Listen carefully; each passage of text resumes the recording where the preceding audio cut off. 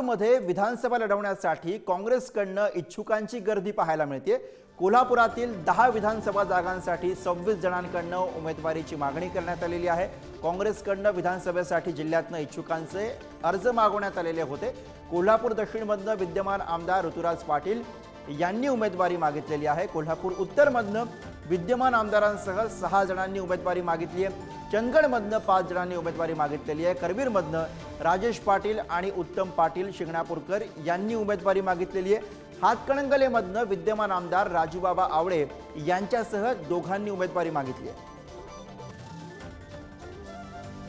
आणि याच विषयी आपण अधिक बोलूया। कोल्हापुरातनं प्रतिनिधी शेखर पाटील सध्या आपल्या सोबत आहे। शेखर, एकूणच कोल्हापूरमध्ये काँग्रेसच्या गोटात इच्छुकांची गर्दी आपल्याला बघायला मिळते।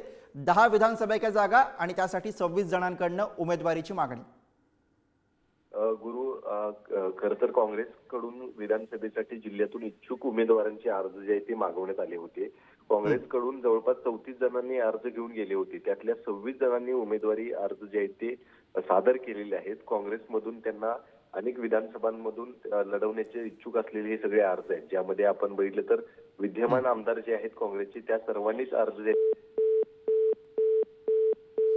बहुतेक शेखर पाटील यांच्याशी आपला संपर्क तुटलेला आहे। तर कोल्हापूरमध्ये काँग्रेसच्या गोटामध्ये विधानसभेच्या दृष्टीने हालचाली सुरू झालेल्या आहेत। इच्छुकांची काही नावं आता पुढे येऊ लागलेली। कोल्हापूरमध्ये विधानसभेच्या 10 जागा आहेत आणि या 10 जागांसाठी सध्या 26 जणांकडून उमेदवारीची मागणी करण्यात आलेली आहे। विधानसभा लढवण्यासाठी काँग्रेसकडून इच्छुकांची गर्दी आपल्याला कोल्हापुरात बघायला मिळते।